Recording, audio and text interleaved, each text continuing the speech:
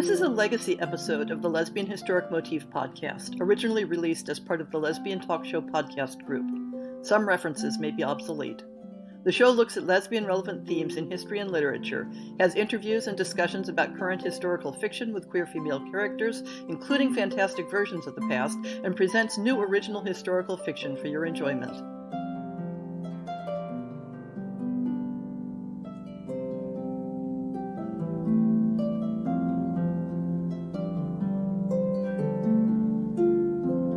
This week, we welcome Kathleen Knowles back to talk about historic fiction that she really has enjoyed reading.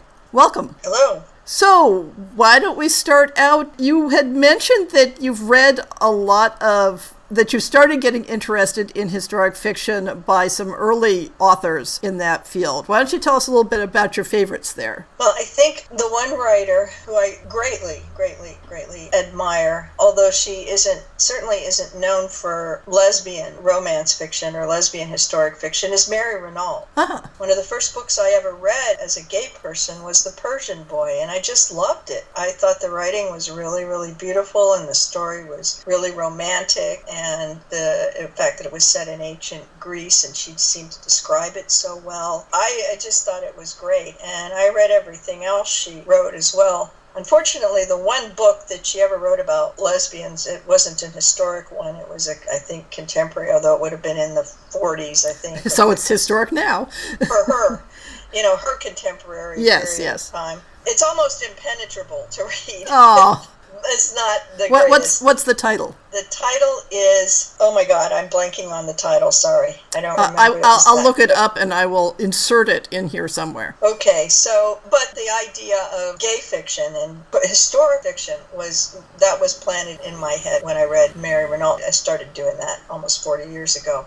So on my contemporaries, who I really, really enjoy, one is Rebecca S. Buck. These are both Bold Strokes books, writers as I am. One's Rebecca S. Buck. She has a couple titles out. You'll have to look those up. I know she's got one about a highway woman, because I was looking at it the other day. I'm going to do a special episode on that. I think it's The Flintlock and the Locket or something like that. Yeah, there's that one. And another one she wrote about a young museum worker. I can't remember the name of it now. I'm very sorry. That was great. And my all-time favorite is Justine Saracen. And Justine has written all kinds of different historical periods, from biblical to World War II. It's pretty amazing how she can dig up all of these. She says the best thing about writing historical fiction is you can pick something that there's not much known about, and then you can make all sorts of stuff up. That's how she likes to put it for historical fiction. The one, I think my favorite, was The Tiger Burning Bright. It was about the Nazis in World War II and the destruction of Berlin. It's pretty intense, but yeah, I think I've heard her read from that one.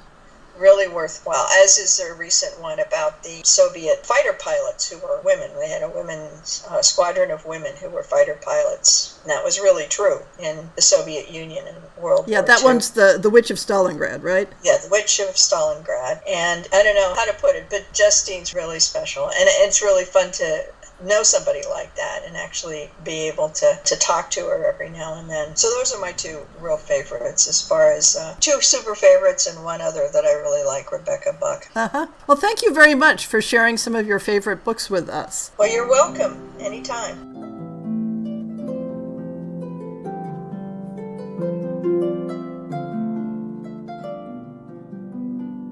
I hope you've enjoyed this episode of the Lesbian Historic Motif podcast. See the show notes for links to people and topics. Most shows will have a transcript linked as well. If you have a book announcement, a topic suggestion, or might like to appear on the show, please drop me an email. If you enjoyed this podcast, please rate it and subscribe on your favorite podcast app, and consider supporting our Patreon.